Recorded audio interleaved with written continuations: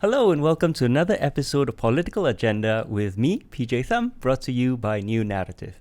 I am wearing a blue batik shirt and I'm sitting with three other people in front of a big red SDP sign. I am here at Singapore Democratic Party headquarters where today we're talking to Min Cheong, who was a candidate for the SDP at Holland Bukit Timah in GE 2020, as well as Jufri Salim, who has a lot of titles. He is a member of the Central Executive Committee, Organising Secretary, International Liaison Officer, and he is head of Young Democrats. So, exciting podcast for you today. And my pronouns are he, him. So before we go on, of course, this podcast is brought to you by New Narrative. It is a movement for democracy in Southeast Asia, and we are entirely supported by membership fees. So if you enjoy this podcast, please do like and subscribe and join us as a member. We desperately need your support. Go to newnarrative.com/join to join as a member. It's only $52 a year. Or go to newnarrative.com/donate to donate. And now, Subhash. Stay where you are. We've come way too far. Where you think that you're gonna go? This is utopia. Please stay where you are. We've come way too far. Okay, so here we are at SDP headquarters to talk to two very important members of the SDP. But before we get started, as always, my co-host, Sean Francis Han. How are you, Sean? Hey, I'm doing good today. I'm really excited to get to this episode because, SDP was like one of the big parties that got me really interested in politics when I was really young. So, I can't wait to jump into it. But before that, I'm wearing a beige top and some green jeans, and my pronouns are he, him. So let's just get started. Two of you, can you introduce yourselves? What are your pronouns? What are you wearing? Hi, I'm Min. As PJ said, I was a candidate for Holland Bukit Timah in last year's GE 2020. I'm also a member of the Women Democrats, Young Democrats, and I'm wearing a green shirt. It's my favorite color, and my pronouns are she, her. Well, I'm Jufri Salim, as described by Mr. PJ Thum. Well, I need a little bit help here because I'm a little bit colorblind. Actually, a lot color deficient. Yes. So this is actually a beige top, yeah. beige top, and Yeah, a beige shirt. greenish golden pants. Yeah, like a Mustard, khaki, right? greenish Mustard? khaki. Yeah. Yeah. That's a secret I've been keeping for so long. I'm colorblind. Oh, it's okay. My son's colorblind too. Just a little bit. Yeah, color deficient. Yeah. All right. So let's start with Min Cheong. So who are you? Why did you decide to join politics, and why specifically the SDP? Okay, so I am actually a marketing and communications strategist. I joined the SDP 9 years ago in 2011, and initially it was really because I was very, very much taken in by the fact that the SDP was one of the only opposition parties with workable, feasible policies, and the policies resonated with me. So that kind of attracted me to the party. It made me pay attention to what they were doing, and come 2011, I actually started to volunteer in the policy studies team, and then I also helped out by being a counting agent during the elections that year. Okay, Jufri, on to you. Who are you? Why did you decide to join politics? Why the SDP? All right. It was back in 2006, right after that general election that year. That was my first election as a voter. That was in 2006. I was 23 and 24, and I was quite disappointed with the results actually. See, the thing is, since secondary school, I was more of a, I would say, a rebellious kid. So I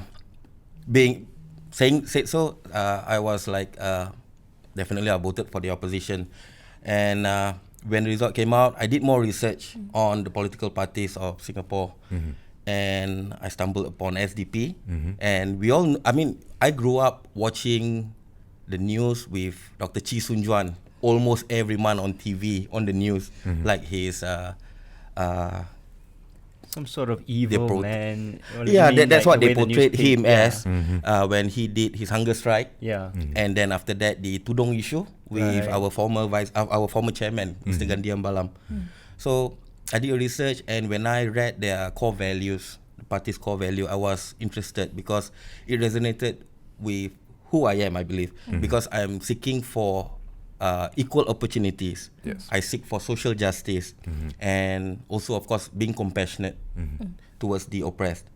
And so SDP has these values, and that was when I emailed to the SDP for a first meetup, where actually the meetup was a workshop called, that was 2006, so it was a non-violent protest workshop.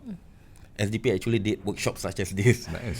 So that was when I got involved as activist first for a few months, and then I decided to join as a member.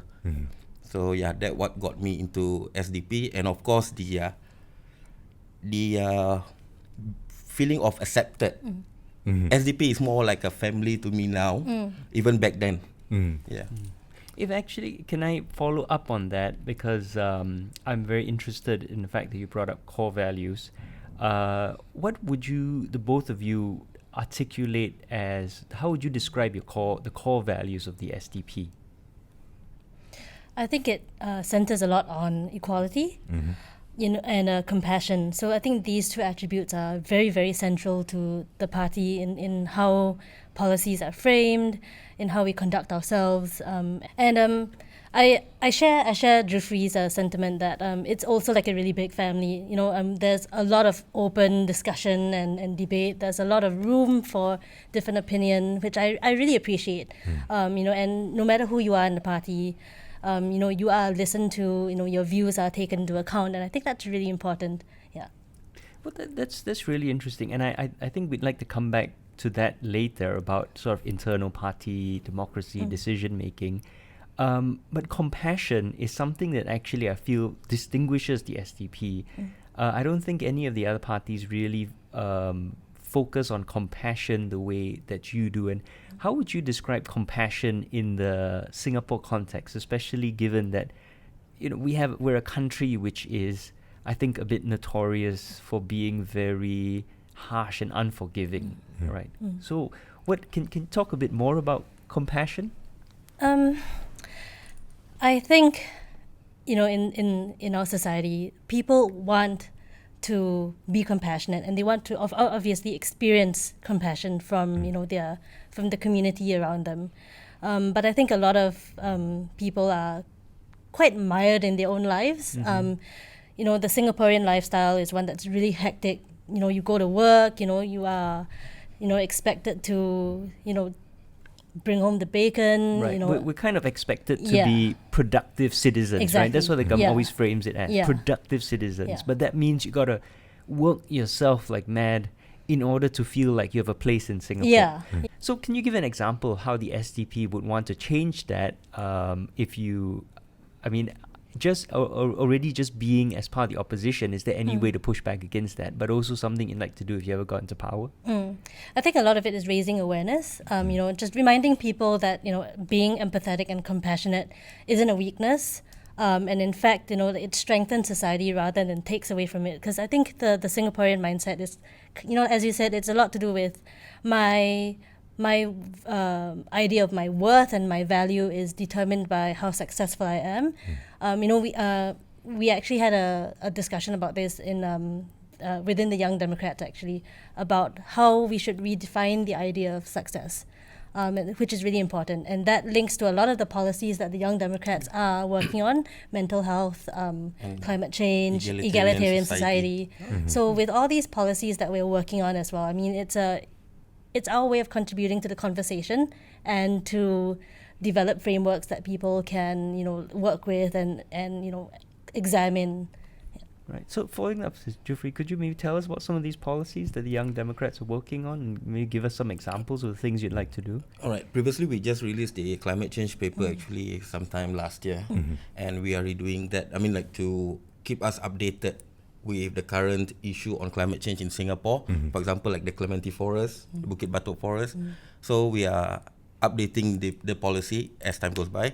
And then now we are coming up with a mental health and well-being paper which focuses on like what Min said about stress, about the, in Singapore, when you have sometimes depression can be helped, you see, but Singaporeans take it as like something that is taboo, even to ask for help. Yeah. So that's what our policy is about on mental health. And then the next one would be towards an egalitarian society where we define success.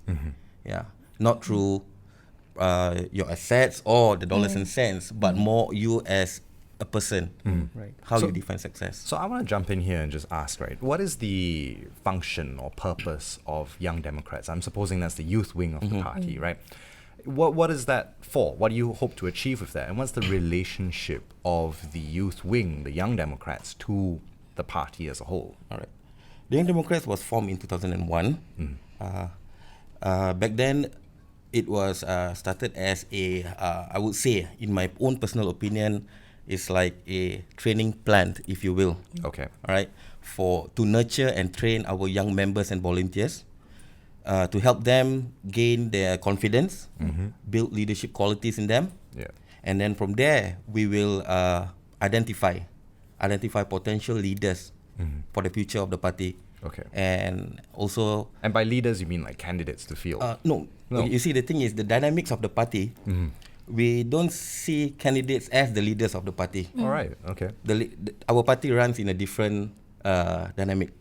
So we have, actually our leaders are those who came out with, I mean like those very committed, and then those who can come up with policies, in helping out policies, and then those who are basically the working horses. These are the leaders. Candidates, of course, they have leadership qualities too, definitely. That is why they are chosen as our candidates, you see. Yeah. All right. Can I just press you a bit on that? This is very interesting to me. The idea that the leaders of the parties are not necessarily the candidates, because obviously when we look at the candidates you had last election, right? Your Secretary General and your Chairman were both candidates, and many members of your CEC were candidates. But can you tell us a bit more about this distinction and why the party makes this distinction? Because I don't think any other party makes this distinction between leaders and candidates. So how did this evolve? Okay, when I say leaders means the Central Executive Committee, right? And the CECs are usually those people who have always been with the party, who have always been ready to work on the ground. And while the candidate, because in our party, as you can see, I think most of the parties in Singapore, there are candidates who came in just like few months before the elections, a year before. So they do not know how, I mean, I'm not saying for every of the candidates that we have, but they might not fully understand how our party dynamics are, how we work. You see, the thing is, behind the scene, the CECs make the decision based on the discussion that we had with fellow members and even long-time serving volunteers. So we take it from bottom up, and that is where the CEC makes the conclusive decision. Yeah. Right. Okay, That sounds actually, sorry. No, sorry. yes. That sounds actually, if I can just say, a lot like the Liberal Democrats in the UK, in that they, unlike the two major parties, actually are run far more by committee, and they have a policy creation committee rather than policy deriving very much from the priorities and beliefs of the whoever has been elected leader and the core of the leader. And do you feel like this inhibits your party's ability to make decisions, to move quickly, to respond quickly, or is this, or would you say this is a strength of your party, that you have such a sort of collaborative and grassroots focused approach? Two things. The first one is that, for example, when pressing issue, of course we have our policy team and the leaders to decide. So actually I feel that it is a strength of the party for having our members and volunteers from bottom up, right? So the leaders can understand better the sentiments on the ground, because not everyone faces the same problem. So probably if the majority of our committee or the, like I said, the members said that this is the problem right now Singaporean is facing, then that should be the issue that we should take on. For example, the Young Democrats have always been pressing on climate change for years. And the SDP has actually taken climate change seriously, even since I joined. But only recently that we make it into a policy paper for the Young Democrats. So that is one of the example of how the party works. Okay. Now, I'm going to ask a bit of a touchy question here, but is there any divergence or incongruity between the youth wing of the party and the party as a whole, right? Because as I understand it, right, in general, the youth are more interested in issues like structural change, climate change, gender identity, race relations, things like that. Whereas the dominant political discourse in Singapore right now from the ruling party or even from the opposition is pragmatics. Is there a divergence and incongruity? I would say no. Because actually the Young Democrats work closely with the main party. Okay. And currently, I mean, Young Democrats are mostly youth, I mean below 40. And of course for now, especially the youngsters below 25, probably the issues that they are more concerned with are different, right? Yeah. For example, they have like climate change, they have like gender issues. But once they reach that stage of like, you know, moving on with life, getting committed, getting married, say you are 27, you're ready to get married. Yeah. Of course, HDB is going to be your issue, right? And then even healthcare is going to be your issue. Why? Because you are going to start a family, right? You need to buy a flat. And then in terms of healthcare, you know, aging parents. Singapore is an aged society. Yeah. So you have to look after your parents and even your children. Yeah. So cost of healthcare, how our healthcare works, that becomes your concerns too. Only that I would say that right now, most of the youth wing of our party, they don't really, I mean, they still find the importance of talking about, I mean, fighting for CPF, fighting for housing, healthcare, but they have other pressing issues. So I don't see the divergence, but instead, the Young Democrats actually felt that we have extra issues to take on. Okay. Right? Yeah. So I tend to share that perspective, and I think the Young Democrats serves as a platform for issues that the main party may not be so focused on, for good reason.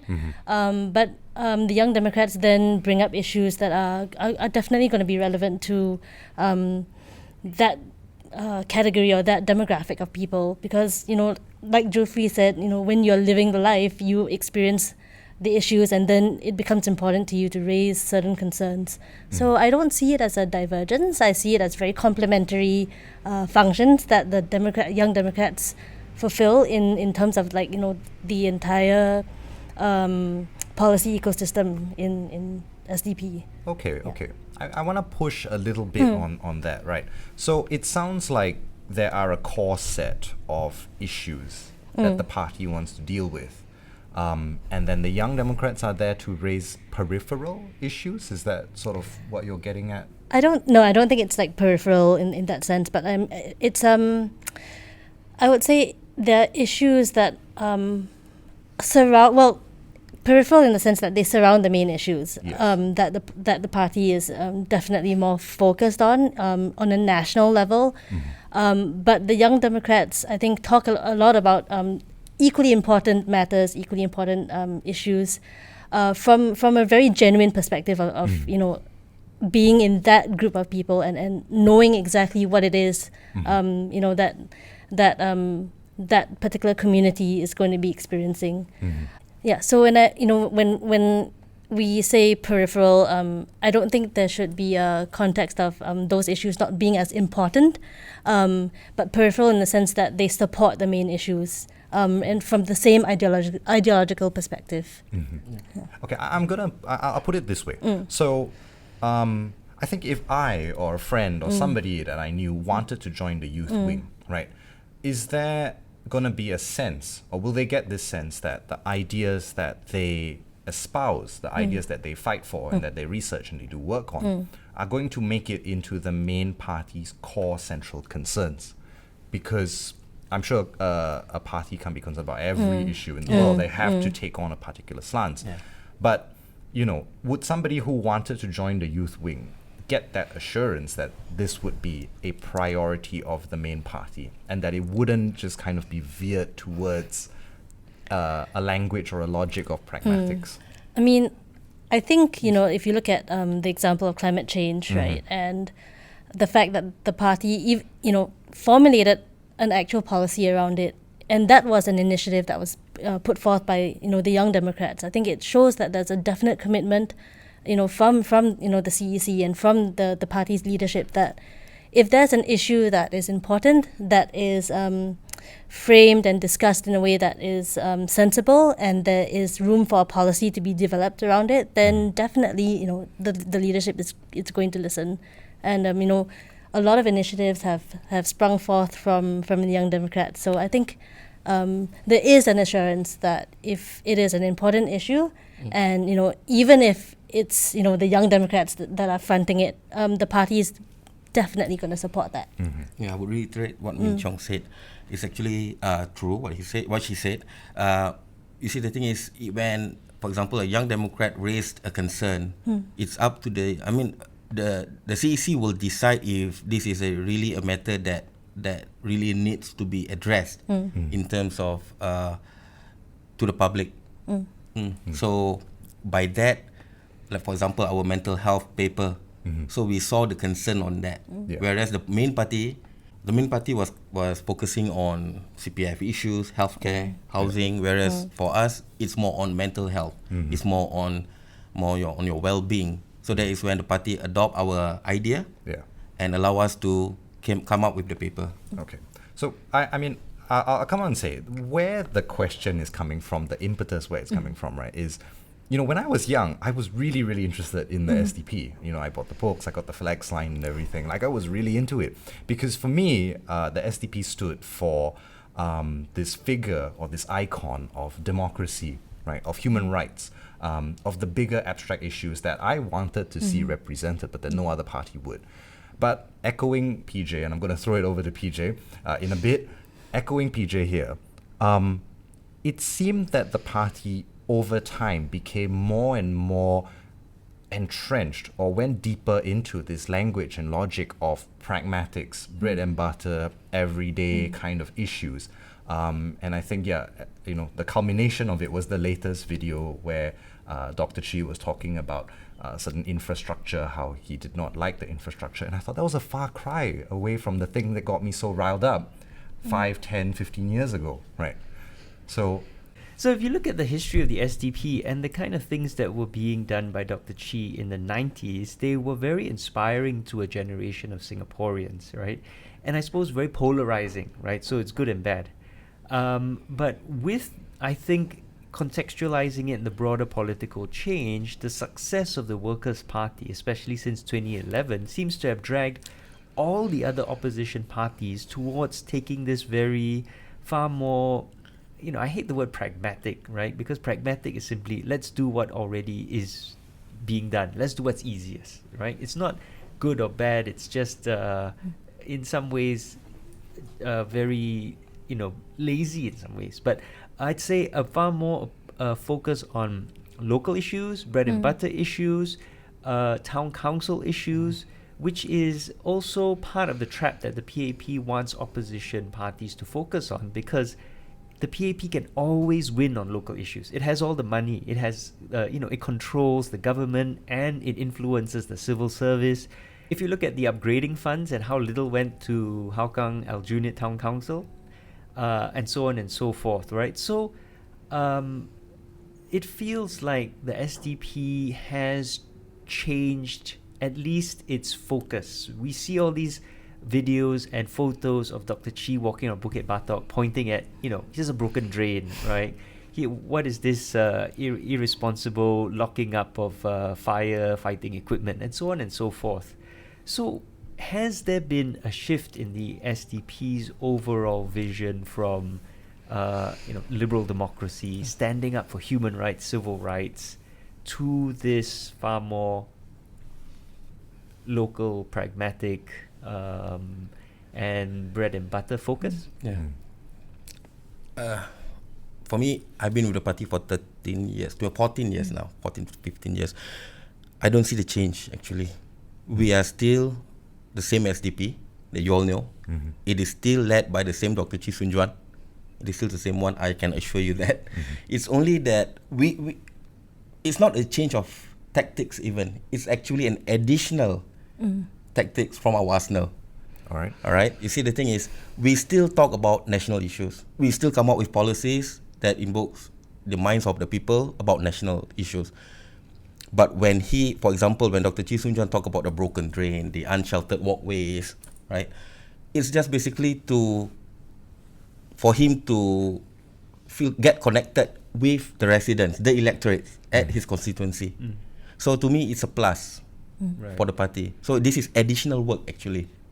Okay, but he only has so much time, right? And I think if it feels like 20 years ago, he would have been responding more to, say, the government lying to us about Trace Together, right? And leading a lot of the challenge to the government on that. And it seems like the leadership on these sort of issues, fundamental issues about human rights, you're no longer taking leadership, but you're following, and it's sort of younger activists who are now taking the lead on that, when really there is a role for the SDP, especially with your experience and your focus on civil liberties and human rights, to take leadership on that. And we just don't see it, right? I mean, there were a lot of decisive moments in this year where it would have been amazing if the SDP had come out and said something. So the Trace Together saga was one. There was recently the MOE saga about trans students, right? These are, I think, moments where we would have liked a political party to come out and take a stand in support of civil society and activism in general. Yeah, it's come to a point where I think a lot of us don't really expect political parties to jump in on dicey issues. So again, it's unfair to criticize the SDP because there really isn't any other party doing it. But then, again, it used to be this big beacon for us, right? There used to be demonstrations. I learned about civil disobedience from Chee Soon Juan, from the SDP. So it used to be this big thing, and now it sort of seems to have watered down. Yeah. So actually, as you were saying that the party actually still, I won't say leading it in the forefront, but we still take these issues seriously. And then we have to be very careful with what we say, because right now the dynamics of the demographic is quite tricky, I would say, in terms of winning electorates. You see, the thing is, I'm not saying on behalf of the party, but most of us will feel that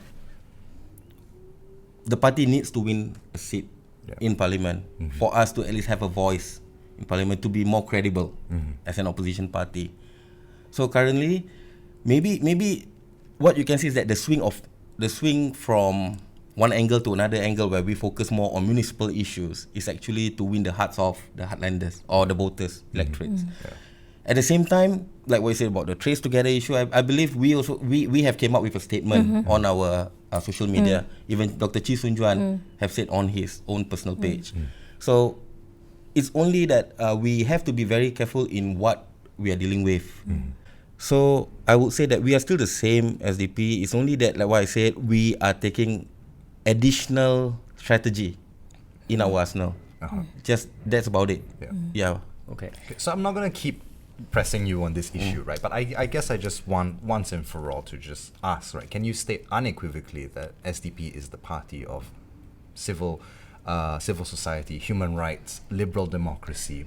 Yeah, absolutely. And I think with people understanding what the SDP is about, knowing the history of the SDP and what we have done, it's also a recognition now moving forward of how do we present the same issues in a way that is, a little bit more palatable. It doesn't mean that it's watered down, but it just means that, the way that we're presenting certain issues, we're trying to make it a little bit easier to digest. And I think that's one step in making it, pushing those issues forward, because there are going to be sections of the electorate who may not really quite resonate with, the really big, civil disobedience actions. And, we need to basically cover, these different segments, right? The groups that resonate quite closely with, civil disobedience in its most grandiose forms, and also civil disobedience in terms of, like pushing forward discussions that are a little bit more challenging to the establishment. So, it's really about making sure that we are able to connect with different groups in society. So some groups are going to be more receptive to, discussions. Certain groups want to see, protests. So, and I think that shows that while SDP at its core is still the same, we have evolved in terms of being able to carry forward different kinds of, or different forms of this, of this central values that we hold. All right. So I want to kind of bring it back to the youth wing, the Young Democrats, right? What is the demographic of the Young Democrats? What is the type of individual or individuals who join the SDP's youth wing? Well, basically, we have students, lots of students. Tertiary students. Tertiary students. So students mostly from in university or JC? Most of them are from polytechnics right up to universities. Okay. And the trend right now we have seen so far was from 17 to 19 years old, 17 to 20. Wow, okay. Yeah, we have a rise, an increase in number of people from this age group. Okay, that's amazing. Yeah. Of course, there are young working adults. Yes. Yeah, mostly are professionals. And those who are really very interested in making the change rather than become an armchair critic. When I interviewed the Progress Singapore Party's head of their youth wing, he said most of their members currently it was overwhelmingly men in their late 20s, right? But it sounds like your demographic is a lot younger than that. Would I be correct? Yes. Yeah. Why do you think that is? Yeah, I don't know. Maybe we attract these youngsters. And in fact, the Young Democrats have already proposed to the party to actually bring down the age ceiling. Currently, now we are considered, our Young Democrats is one of the youngest, below 40, while the other parties like PEP and WP, they are below 50. What? Really? That old? Yeah. I may be wrong, because that was what I read on their website when I saw the leadership of the youth wing. Okay. They are definitely late 40s. So for us, SDP, it has been below 40. Yeah. Now we are pushing it to be below 35 because we want to be connected to the youth on the ground. Below 35, the real youth. Yes. Yeah. Okay. Well, what about gender and race? Do you have an idea of the demographics for those? I think it's quite broad, actually. I don't think that there's any one gender or one racial demographic that is any higher than the others. Right. So I think that's quite good. And also, I think the fact that we're attracting younger people, I think speaks of the fact that the party still holds a lot of its idealism and that attraction. Because when you're younger, you tend to be more drawn to entities or to parties that encapsulate idealism, and I think that speaks a lot about how SDP is presenting itself, and the very fact that we actually do we act as we define ourselves. Okay.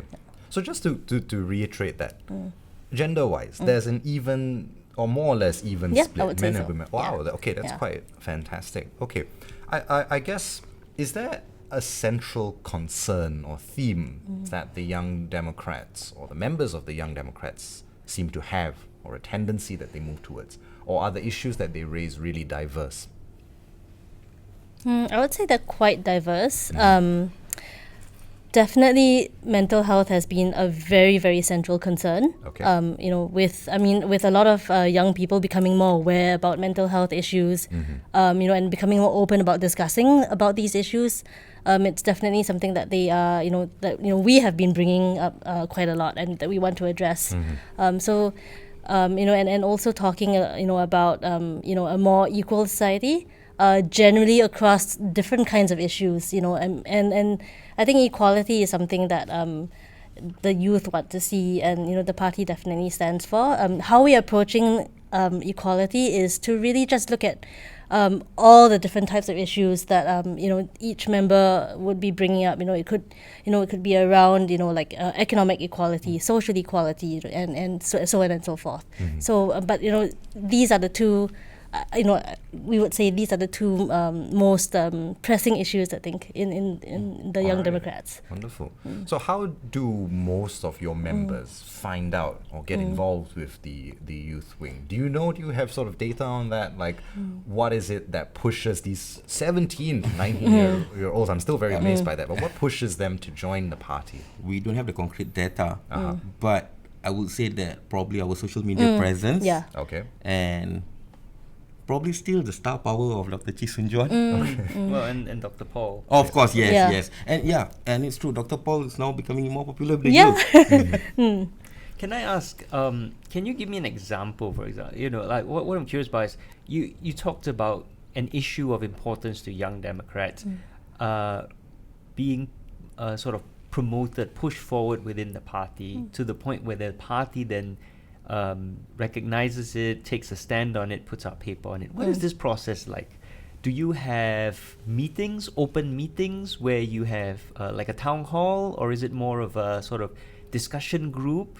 Do you put together a paper and present it to the CAC, or is it more of individual discussions? What is the dynamic? When you say about proposing ideas, how does the ideas get from the Young YD Democrats, to the party as a whole? Is there a first of all, how do you decide within the Young Democrats what is the issue that you want to collectively promote, right? Because I'm sure all of you have different ideas.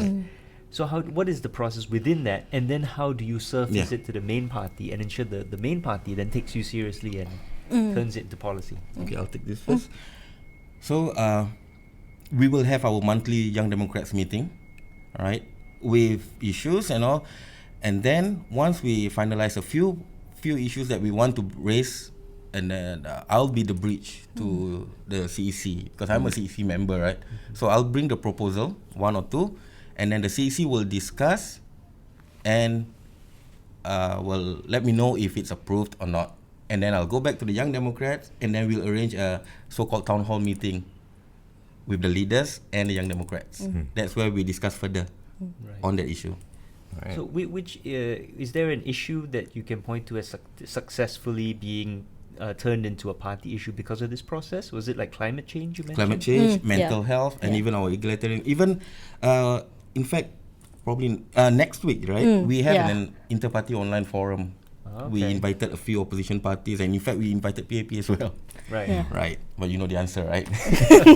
So these were all discussed during that meeting and were brought up. We have 5 to 6 itinerary in our itinerary, activities in our itinerary. So that was when I got the green light, and YD went on to plan and coordinate. So, in case there's anybody watching out here that is interested in joining the SDP, specifically the youth wing, how should they go about joining that? If they are interested, you can drop us an email at sdp@yoursdp.org, or email to youngdemocrats@yoursdp.org. Then from then on, we can arrange a meeting with you so that you can come to our office, and we'll give you the form, and you can start off as a volunteer first, right? Get yourself comfortable with the party, how we work, and then decide whether you want to sign our membership form or not. All right. So, I want to move on now away from the youth wing, the Young Democrats, and towards the women's wing, which I think is quite unique, right? We don't really see a lot of parties having that, right? Is there an institutional basis? You call yourself a women Democrat earlier. Is there a formal women's wing within the party, or is it more informal? It is. It's a formal team in itself, a department. But there isn't a lot of activity that goes on within that department. But it doesn't mean that there's not a lot of focus on women's issues. Yeah. So Okay. we just take it at a party level. Yeah. All right.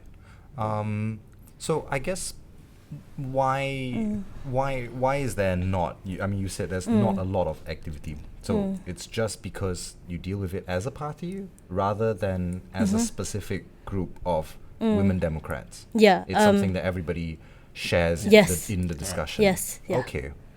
And you don't feel like this in any way marginalizes women's issues within the No, party? I actually think it makes the position that we take a lot more balanced. Because it's a position that the whole party would share. And I think it actually gives any women's issues that we deal with a lot more credence in that sense. Oh, that's very interesting. Okay. So it's sort of, so we can get into a few specific issues later, Yeah. but you don't feel like at any point, because these are regarded as women's issues, they haven't been you haven't been able to, or they haven't had the full focus of the party. There's never been like a sort of, because there are many issues which obviously don't even occur to men, Right. Like, say, the price of tampons. I had never thought about, like, there is a women's tax on feminine products. That they're more expensive, and they are there are say. For sexual health, right? Some places will give out free condoms or distribute condoms, or but women's products have to be always bought and paid for, and then they're always more expensive, right? You can get aids for male reproductive health, and then some insurance companies will pay for it, but generally not for women's reproductive health. Just things like that, or just the fact that a lot of products labeled for women in the supermarket, right, are the same products as the men's, but with 10% higher price in a pink bottle. Yeah.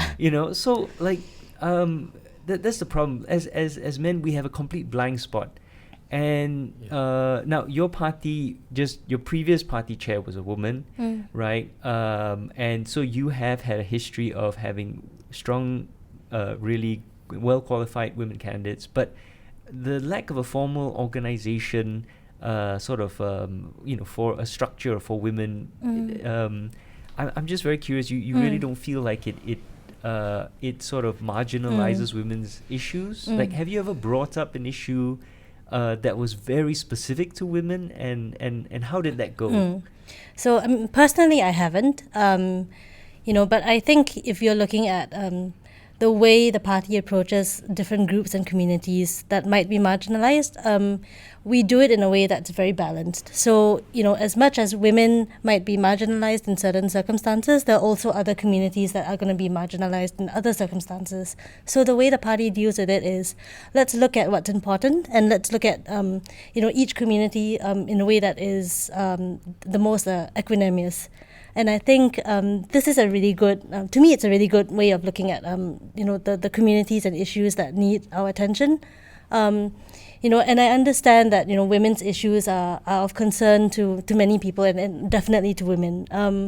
But I actually appreciate the fact that there's a very sort of, a very balanced approach to dealing with marginalized groups, and it might be a group that is economically disadvantaged, that will include women as well, but in terms of bringing up women's issues, if there is something that becomes pressing, if anybody brings it up, it could be a woman Democrat, it could be just a regular member, it's going to be taken into consideration.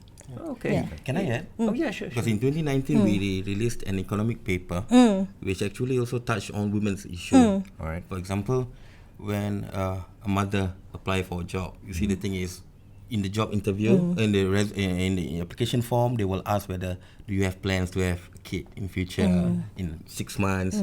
Those are discrimination. Yep. This is one of the points that SDP raised, at least on the economic scale. On the economic paper. Yes. And then in 2012, we had an International Women's Forum. That time, I think Hazel Paul was still with NSP at that point of time.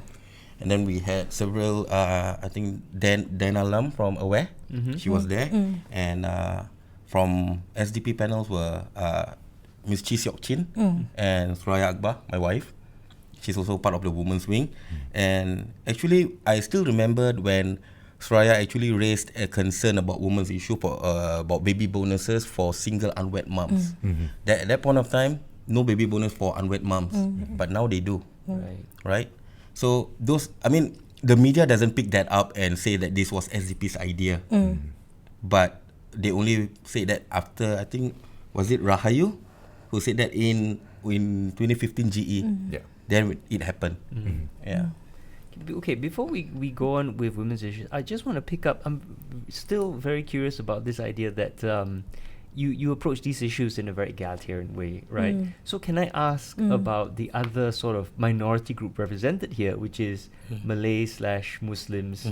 Do you feel like your issues are adequately represented within the party without any sort of formal wing or representative? Do you feel like the party adequately addresses? Oh yes, certainly. Even though we don't have a Malay bureau, but we are the first party, including PAP, to come out with a Malay policy paper since 2012, 2011. Right. Yeah, we released it twice, actually. And on top of that, most of the economic paper, even the healthcare, it touches on the minorities. Like for example, Malay families, they are in the lower median income. So financially, they are definitely hit hard. So this is where our papers can help them. Right. And then on top of that, SDP have came up with Malay paper. So yeah. Oh, that's very interesting. And how did you surface, or would someone else surface these issues? Was it also through a very open process of discussion, or was that, at any point did someone say, well, I think we need a Malay sort of a paper or position, or was it more of a natural thing where the Malays within the party said, hold on, there are some issues which need to be addressed, and surface it up? It was an open discussion. I still remember that. I was still greenhorn in the party. So there was this senior member of the party, Mr. Jufri Mahmud. He has always been fighting for Malay rights, right? And it was through an open discussion, and there was this our former CEC member and also the late Muhammad Isa. Both of them actually raised this, and then all the other Malay Muslims members of the party have been called up to discuss possible issues or problems, concerns that they have, and then it was brought up to a general meeting with other races and religions together, because I would say that most or many of the party members actually realized that there are some cracks that the Malay community fell through. I kind of want to take it back a little bit to the issues that you raised just now, right? Specifically on the women's wing, right? So you talked about women's issues being brought up, giving the example of women being asked about their plans, their maternity plans, whether they want to have kids. And then you talked about single mother bonuses, right? And I sort of noticed that the way that you're approaching women's issues was through this economic front, this bread and butter front, right? What about women's issues like sexual harassment in the workplace, right? Does the SDP kind of have a stance on that, a policy paper on that? Is there work being done on these issues within the SDP?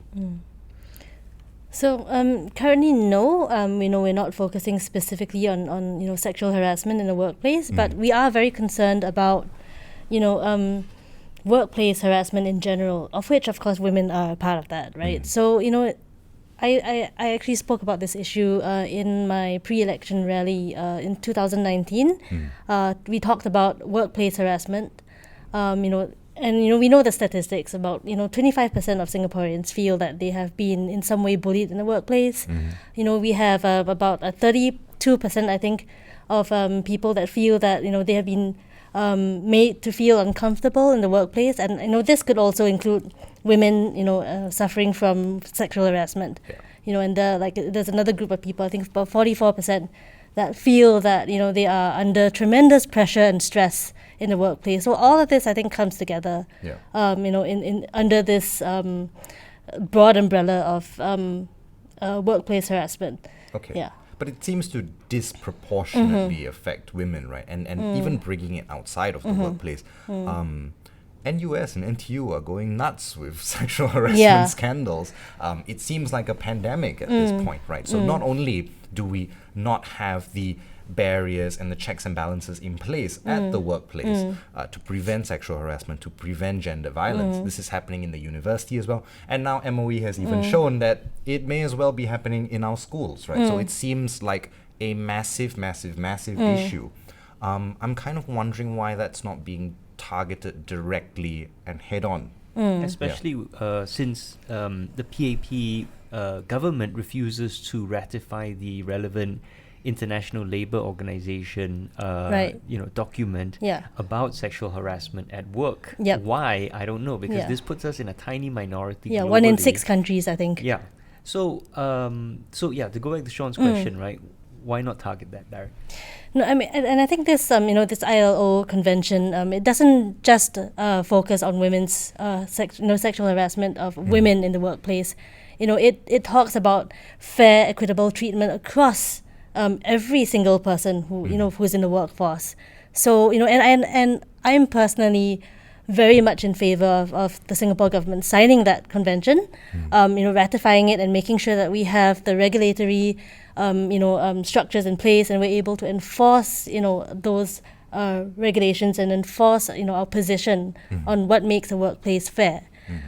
So I think the way I can't speak for the party, but I will say that we are looking into making every environment as fair as possible. Okay.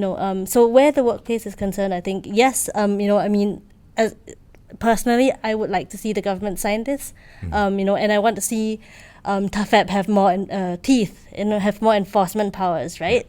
And I think when we talk about like harassment, or whether it's sexual or of any other kind of nature, and I think if we deal with the root issues, and if we change the framework of which a workforce, or even in schools, in any professional environment operates in, I think it will automatically deal with sexual harassment as well, whether it's women or men. Okay. Yeah. What are the root issues then? What do you think are the causes of this? Because in my head, the causes are a culture that diminishes women, blatant misogyny, the ruling party, and the effect that they've had by just not caring about these issues. To me, it is very gendered, it's very psychological.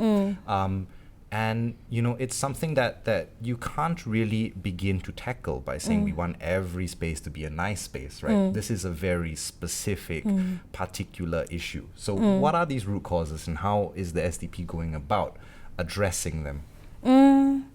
Vis-a-vis gendered violence, yeah. Right. So I think, if we're talking about misogyny, in society as a culture, it's definitely something that we can see. The treatment of women, whether it's in the workplace or how even public figures are described or related to on the internet, in the online space. You can see misogyny for sure.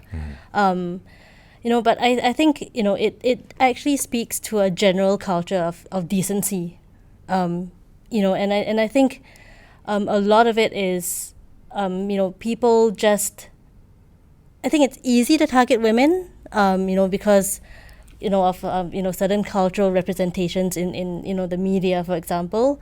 But it does speak to a general kind of lack of decency in society, and I think the culture really is that we're very focused on economic aggrandization, and we're less focused on social well-being, and this trickles down to how different groups are treated. And it could be women, it could be another minority group, but generally the weak in society are easy targets, right, for people that are strong. And yes, I think it does stem from the kind of culture that the ruling party might be perpetuating, which is might is right. If you have the power and if you have the tools, you can suppress, you can, you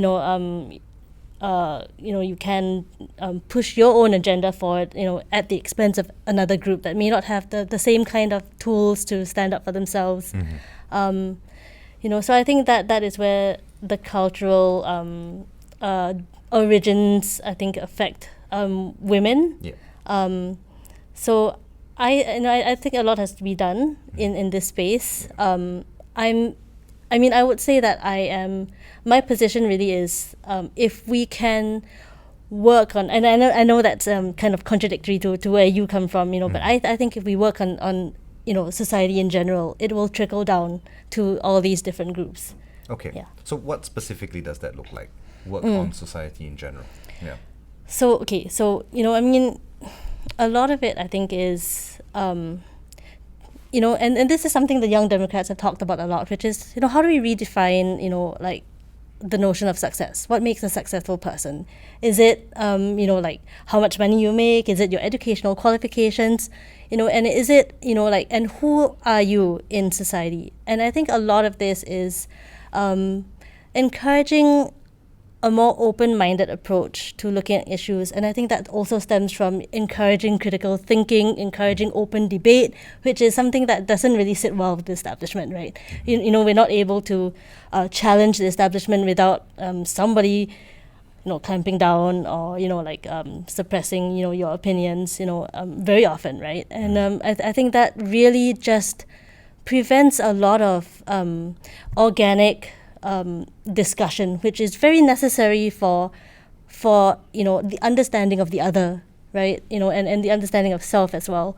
So I really think that it's a lot to do with and with critical thinking and encouraging that, right? You are able to then not be so influenced by norms and conventions in society. You're able to think for yourself and say, no, this isn't what I want. I don't necessarily think I'm successful because I have 500 degrees or whatever it is.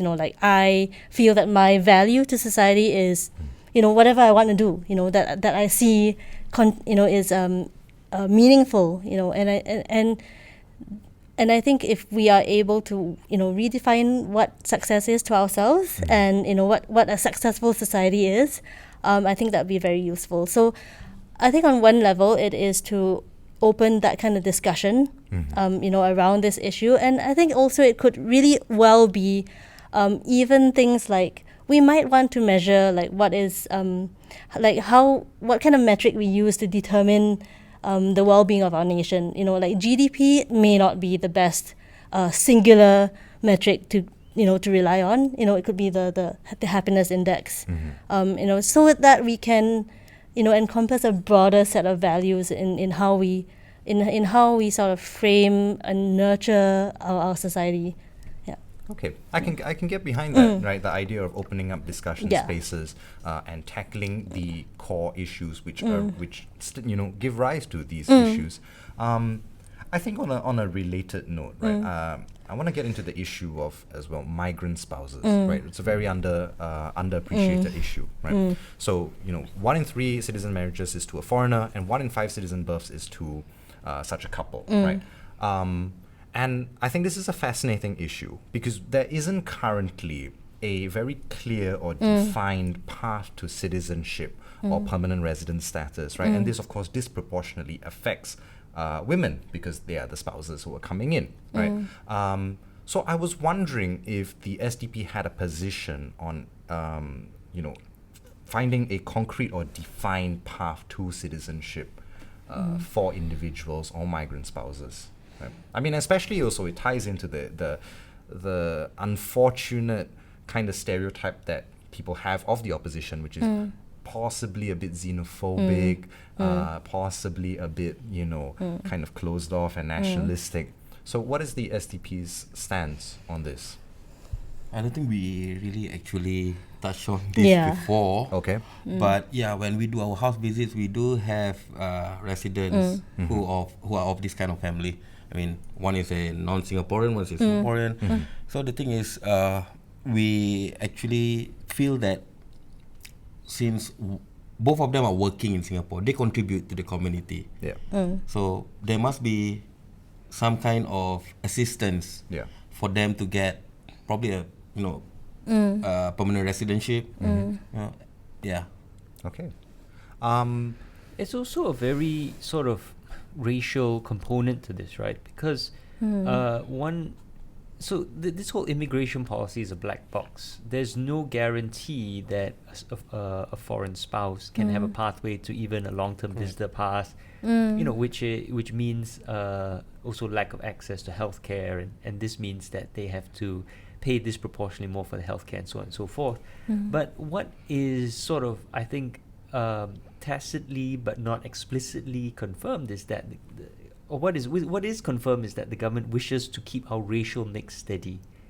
So spouses who might change that racial mix, right, are far less likely to be approved.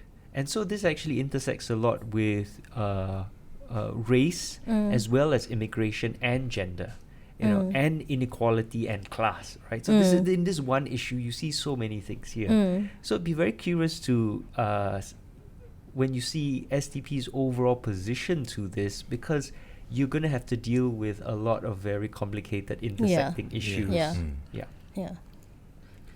I mean, I think, it's precisely because it's such a complex issue that, I think I cannot speak for the party's position on this, but I think it is a good point that we might need to examine, and I think it if you're looking at, a migrant spouse, who already is working and fairly integrated in society, right? I mean, logically, it would seem like the fair thing to do, to extend things like medical benefits, right? Especially if they have children who are Singaporeans. Yeah. Especially for male who are going to serve national service.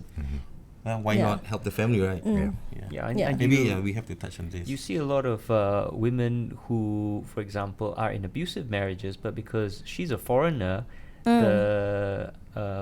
the husband, the abusive spouse, can get away with it because they say, well, if you divorce me, you'll have to leave Singapore and lose your children. So, what are you going to do about it, right? So there are all sorts of issues here which make this a very, very contentious issue. But to me, Singapore should be a place which welcomes people of all backgrounds, right? We are largely an immigrant society, and there should be equality of opportunity for everyone. So I have one last question about women's issues in the SDP, right? What can we expect to see from the SDP should you be elected regarding women's issues? What would set you out above and beyond the ruling party and other opposition parties? For me, women's rights is a huge issue, right? So I want to know, if you get into power, right, what's going to be different? What is going to be the effect that you will have on the discourse surrounding women's rights in Singapore? Honestly, the party hasn't talked about specifically what we would do to address women's issues in Parliament. A lot of it is really broad, overarching issues, that we would like to address, and I don't think that means that that women's issues aren't as important. It's just that I think we haven't had that discussion, within the party yet. So am I fair to say that the SDP's approach to women's issues is not to sort of tackle them directly and separately, but to be cognizant and aware of them as other policy papers are being produced? I mean, I think it's quite fair to say that. So. And I think it's because we see inequality as affecting different communities, quite a broad array of communities, and that the way we address issues is, I think, from a standpoint of is it an economic issue, is it a social issue, and then it's all its subsets, is it a mental health issue, and I think the way we kind of deal with these communities are, is as such, not necessarily is it a women's issue? Okay. In some ways, that's very classically sort of liberal socialist thinking, to deal with big, broad structural issues rather than, say, identity, right? Because the idea of a lot of the root of this was to overcome narrow notions of identity, nationalism. But where this then really founded it, especially in the 70s and 80s, and where you saw a lot of these movements fail, especially actually increasingly in recent years, is that these ideas retain a lot of power. And they have a lot of they're able to inspire both in positive and negative ways. So what we're seeing around the world is that nationalism and narrow ideas of identity are being used to push back against parties which want to promote and which look at issues, broader structural issues, by saying that those broader structural issues are threatening a narrow identity, right? And white nationalism in the West is one example, where the group which really has the majority, they have the power, they have the money, they've convinced themselves in the US, for example, that they are a threatened minority. And this might be a bit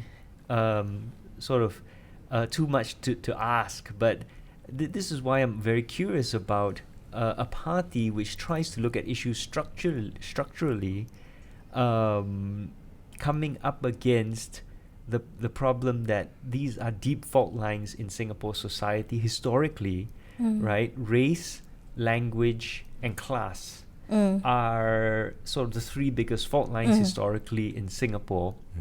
But you're not, or rather you're trying to approach them in a way, rather than addressing them directly, you're trying to sort of overcome or even, I don't know if ignore them is the right word, but deal with them through a structural process that tries to incorporate all these things. And I'm just very curious about whether that is going to work, or whether eventually people who are of minority identities within the organization are going to feel like, hey, you're not addressing my concerns adequately. I want to go to a party which has a very strong Malay wing, or even right now in Singapore, all the parties are ostensibly multi-ethnic, right? And some parties have minority leaders like yours, like the Workers' Party, but we don't have a strong I don't know what PKMS is doing now. They still exist. They have that building in Eunos, but I don't know what they're doing. But I just wonder, right, the sort of trajectory of Singapore politics and what you're proposing to do or what you're trying to do with this, in some ways is quite audacious, because you're trying to work through the traditional deep divisive issues in Singapore through a singular process, rather than addressing them independently. But then in addressing them independently, you give those power, and instead you're trying to build a more unified vision of society. So I don't know if you want to respond to this at all, but I'm just very interested in listening to you. If I could sort of tighten that question up a little bit. So it seems like the SDP is kind of coming from this a little bit antiquated idea that once structural change is achieved, everything in Singapore and the world will kind of be solved, whether that be women's rights, LGBT rights, economic issues, social issues, income inequality. They all kind of spring from the same ground, right? Increasingly, these ideas have kind of fallen out of favor, right? It seems now that activists, civil society, and new political parties, you look at Bernie Sanders and AOC in the States, are taking a more head-on approach where they deal with the issues very directly. So one good example to borrow from America, COVID-19 vaccines, right? So COVID-19 vaccines, the idea was that if we managed to get the infrastructure done, everybody would get the vaccines. What was overlooked was that even when the infrastructure was put in place, they were sent out to pharmacies, and pharmacies mostly occur in white affluent neighborhoods. And so black and brown people weren't getting them at the same rate, right? So these are issues that, because you don't deal with them head on, you tend to miss out. So I guess the question or the challenge posed to you is, why take this sort of structural, ultra broad approach, right? Which seems to be kind of this old socialist idea, once we solve the economy, everything will be fixed, rather than the ideas which now are gaining traction and showing some kind of efficacy by dealing with issues head on. Yeah. No, I think it's about prioritization. So, like when you talked about the COVID-19 vaccines, right, and making sure that there was enough of a production and it was, distributed to pharmacies, that's the first step.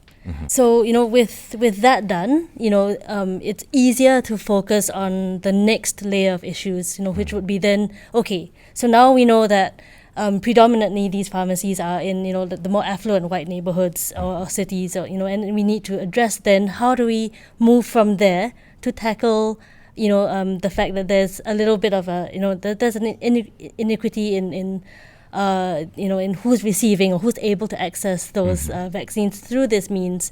So I would say that generally the way we're approaching things is to prioritize by dealing with macro issues, and then like from there moving on to the next layer and the next tier of issues or concerns that would then be easier to deal with after at least when the overarching problem has been addressed. Okay. Yeah. Correct. Yeah. I guess just a last polemic here is, will the issue ever be solved? Will there ever come a point where we say, you know what, structural issues, cultural issues, they've been solved. Now let's go and address these specific, particular instantiations of injustice, the specifically race-related issues, the specifically gender-related issues, the specifically sexuality-related issues. Will there ever come a point where we need to say, okay, we need a specific wing for this, we need to target these questions in their specificity? I believe it's possible. Yeah. It's possible since, for example, like we did that Malay paper, right? So why not a women's paper? Yeah. And then because this kind of issue, such as women's issue, is going to be ongoing. Yeah. It's not going to stop at one solution.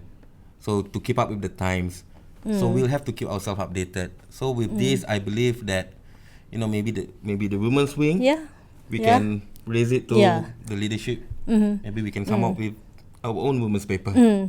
Yeah, and politics is dynamic. So as much as we want to have a certain approach, there will always be events that occur that would be a lightning rod for everybody's attention, and it may signal that that's the time that we need to act more urgently than at any other point, right? So I think it's about being very adaptable and fluid. So while we might have a certain approach, it doesn't mean that if an issue arises, we don't pay attention because we are stuck in our rigid ways. So I think a lot of it is, and that's one thing that's really good about the SDP. The fact that the way we approach issues is to be very cognizant about everything that's happening, and being able to then move to address issues of importance or issues that become more more pertinent, in the public awareness or in terms of its importance. I just want to recognize that an important point you made, which is prioritization, because ultimately you are an opposition party in Singapore, and so you have very few resources, and especially compared to the governing party. And this kind of, I guess, leads to our final question that we always ask, which is sort of about theory of change. And this, you've sold this really wonderful vision of Singapore through all the things you've talked about, especially compassion, equality, right? A Singapore where we're not afraid to speak up, Singapore which protects civil rights, civil liberties, but also looks at all these different important issues at all these different levels. But ultimately, right, this inspiring vision seems to be taking a back seat to, well, we got to win one seat, because that one seat at least is going to make a big difference in terms of how the party is recognized, the platform it has, the funding it has, and so it feels as if you're prioritizing winning that seat above promoting the vision at overall at the moment, right? Which seems a valid strategy in the short term.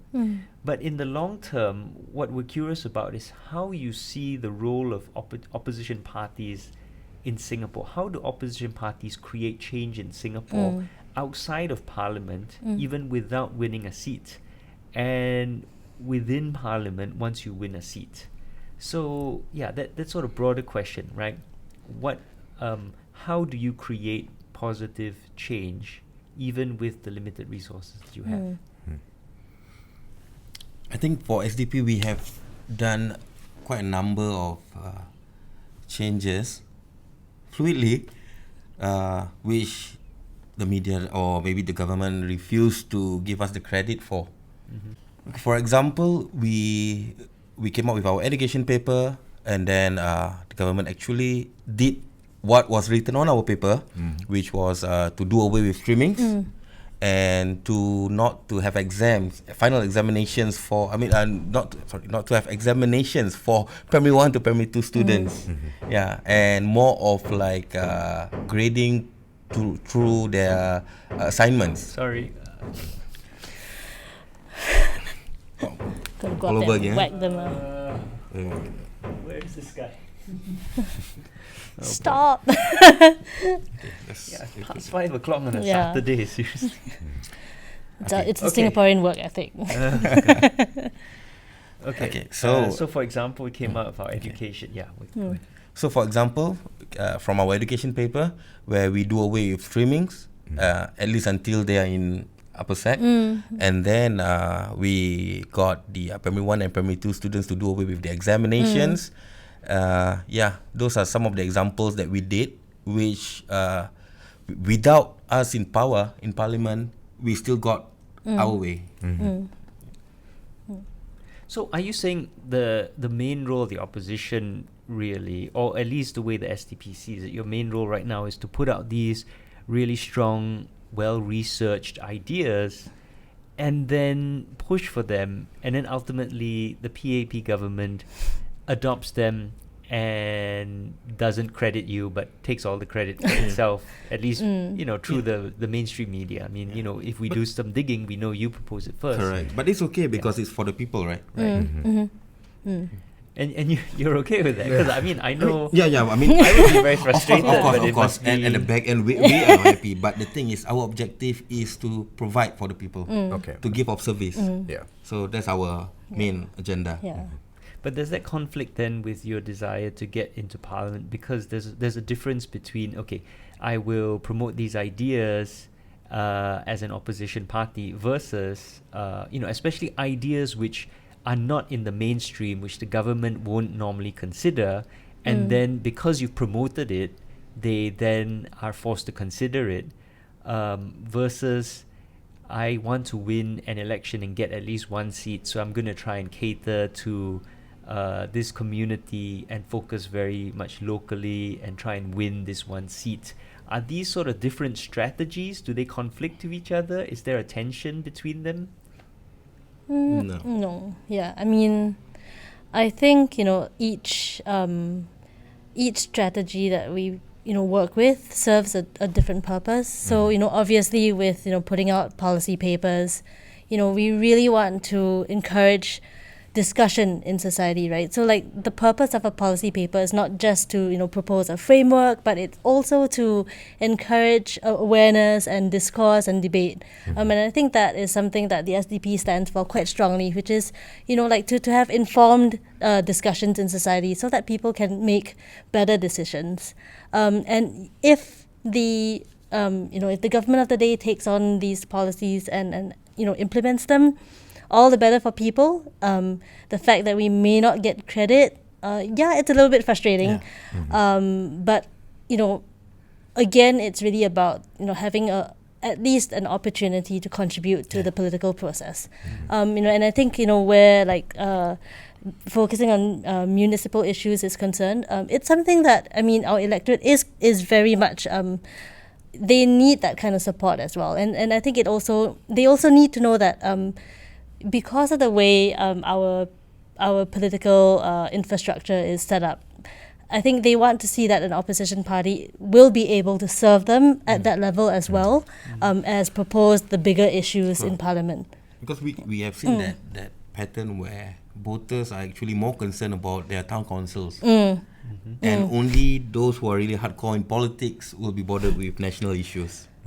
So isn't it maybe time to kind of shift that discourse, right? Because I think we are geared quite, or we're steering quite dangerously into very horrifying territory. We have a party that's been in power for way too long. We see, and I don't want Singapore to end up like America. You look at the Capitol riots, and I don't think it's too far of a stretch. When Lee Kuan Yew died, people were in a frenzy, right? I think there is a level of conservatism in Singapore that is bolstered by or hatred for the opposition or hatred for dissent, right? That is just bolstered by one party being so omnipotently powerful. Isn't it time to kind of change that discourse away from municipal issues towards the human rights issues, the political science, the political theory issues? It is. And we have been on that route before we took on these municipal issues, right? Yes. So for now, we are only trying to get their attention, to get them interested in the national issues, more pressing issues. So in a way, definitely SDP is still doing the same thing. Like what I said earlier, we are still doing the same thing. It's just that we want to get the attention from the town council. The electorates. To shift their interest towards national issues. Okay. And I think voter education is very important, and I think that not a lot of effort has been focused on this, and I think it could be a joint effort across opposition parties, because it serves our agenda to have the electorate a little bit more aware of the political environment. Like the difference. What does it mean, for example, when you're electing your MP? A lot of you hear a lot of people say, if we elect, or we vote for opposition, we're going to get an opposition government. Like, what does that even mean, right? And so it's about really educating people as to what is the role of an MP? Not just in Singapore but across the world. What does an MP do? If I may add, in Singaporean terms, it's like an MP is your estate manager. Whereas actually you can engage an estate manager anytime. Member of Parliament should be worried about national issues. Yes. Right. Exactly. So that's the part where SDP actually have been stamping off it. We have been telling the public about this, and another thing is that we are totally against the group representative constituency (GRC) because we want to do it mano a mano, right? That's fair. So we are actually still not happy with us having to how do I say it, like follow the playing the game of the incumbents. Yes. But sooner or later, with the rise of the younger generation, things can get better, can be different. Especially with social media. So, I mean, to come back to the big question right here, which is, what is your theory of change now? Now that we've got all the sort of pragmatic issues out of the way, yes, I know we're grateful for the fact that, we're grateful for the fact that we get to help Singaporeans, even though our policies get stolen. What is your theory of change? How do you think it should happen? How must it happen? What is the big thing that you would like to see changed in Singapore? And I think you don't have to answer for the party, because I know all parties are very diverse, but maybe talk about it on an individual level. How do you see change happening, and how do you see your role in that? I mean, I think at a very fundamental level, my hope is that for our electorate to become a lot more mature, through having good public discourse and having this just being a little bit more open-minded and willing to learn and expose ourselves to different ideas. I think that's really, for me, the bedrock of for change, right? And I also, like I said before, I think voter education is really, really important, because I think that's actually why I think that contributes to a large extent why we haven't seen significant change. Voting patterns always reverting to the same kind of I'm not sure about the opposition, I don't know what's going on, I'll just vote for incumbent, right? So I think if people were a bit more informed, and if voter education was something that maybe, like I said, it could be an initiative that all parties, or all opposition parties, contributed to, I really think that would help, because, and making sure that, it's not just something that's done on social media, but we should find ways to have it, to talk to like the older generation who may not be exposed to, like your like podcasts or, YouTube videos and whatnot. But essentially, I think it really is about helping people to understand the political process in Singapore, helping people to understand the political environment. For example, what is the difference between the PA and the PAP, right? And what is the role of a grassroots organization? It's supposed to be an apolitical, entity, but sometimes we don't see them really living up to that role, and things like, why is there a conflation between estate management and, the role of an MP, or the traditional role of an MP, and a lot about even things like, what is the difference between the parliament and the government, right? Those things, I think, not a lot of people have a very clear understanding about, and I think that contributes to why people just, end up voting for, what's comfortable, what they see as safe, and I think if they understood, for example, it's very strange that, the ruling party can get, say, 60% plus of the popular vote, but retain a 90% majority of seats in parliament. That itself is really peculiar, right? And it's about why and then it will kind of move into like why GRCs are unfair fundamentally. What is what does it mean to what's one man, one vote kind of thing. So all these things I think we have to address. Sometimes talking about like these big ideological issues, like visionary ideas and all that, it's very attractive, right? It serves a purpose at rallies, it gets people all riled up. But if at our core we don't understand, all these very fundamental constructs of the system, when we get to the ballot box or when we get to the voting booth, it doesn't matter what amazing speech we've heard from whichever party. There's always going to be a sense of underconfidence or a tendency to move towards what's comfortable. So I think I would like to see change in this area. So significant voter education. So the second half of the question then, what is your role in that? Either yourself personally or the SDP, what are you doing or would like to do for voter education? I think it'd be good if we just put out a lot of resources, whether it's digital, through social media, or whether it's through, could be workshops, could be engagement, like when we go down to the ground and, do our house visits or walkabouts. It could be in a variety of forms, but however we need to do so and to connect with different segments of society, we really need to do this. I think. But are you doing it right now? So because your answer seems kind of like we should. Yeah. But you are doing it right now, right? Yeah. So we did for GE 2020 last year, right? We did put out a few resources, YouTube videos that dealt with the political process and dealt with all these issues, but I think also owing to the fact that we didn't have a lot of time to prepare for the elections. We weren't able to be as comprehensive as we should have been. So I think in the lead up to the next GE, I think we need to really focus on this. Right. So in the next 4 years, you personally,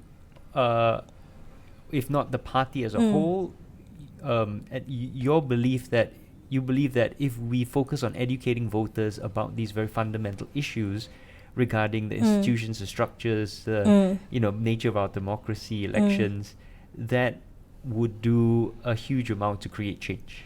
I think it would at least. I think it would, change perspectives, and I think once we change perspectives, we leave it up to the. That at least is I think it's the fundamental sort of. It's the basic groundwork we need to cover, and wherever wherever a voter might stand in terms of partiality to a party, that's up to them, after that. But if they don't understand the process and if they don't understand how, things are done, it's very difficult then for them to make a truly informed decision. Yeah. I think there was the survey after the last election. Was it IPS or Black Box, which showed that the more politically aware and active you were, the more likely you were to vote for an opposition party. And Yeah. the less you cared about Singapore politics and the more apathetic you were, the more likely you were to vote for the PAP. Yeah. So there is a basis to that. Is there like one activity you can point to that you or the SDP are doing for voter education? Like a workshop or a seminar that you're running regularly? I know the SDP has done a lot of these in the past. So I guess for people who are listening, if they want to get educated, obviously you can go to newnarrative.com and read all our stuff. We have a lot there. But if you'd like to learn from the SDP or from you personally, where should they go? So we have our YouTube videos where we've done animations that talk about as clearly and simply as possible, in a few videos, what people should be looking out for, like what like just a brief description of the political process, what it means to vote and all that. I'm personally hoping that in some way we can produce more of these resources and then start to engage people in a more meaningful way. Yeah. Okay, thank you so much for joining us, Min and Jufri. Right, this has been really enlightening. I really loved the answers and the debate that we had. And I feel a little bit more assured now about the SDP. That it's still the party of human rights, still the party of progressive ideals. We hope to see more from you, from the youth wing, and from the party in general. And thank you so much for tuning in to our episode. Yes, so thank you, Min, thank you, Jufri, and of course, thank you, Sean, my co-host, for being such a great co-host, the questions, and of course, thank you to you, our viewers, our listeners, for joining us today. And as always, if you've enjoyed this and if you appreciate the work that we do, you'd like to see more, please do support New Narrative. We are entirely member funded, and we need you to join us as a member, newnarrative.com/join. or donate at newnarrative.com/donate. So thank you very much and see you next time. Stay where you are. We've come way too far. Where you think that you're gonna go? This is utopia. Thanks for watching. If you'd like to learn more about New Narrative, please check out this playlist up here. And if you'd like to watch episodes of Political Agenda, please check out this playlist down here. Thank you very much, and please help keep New Narrative sustainable and independent by joining as a member at newnarrative.com/join. Thank you.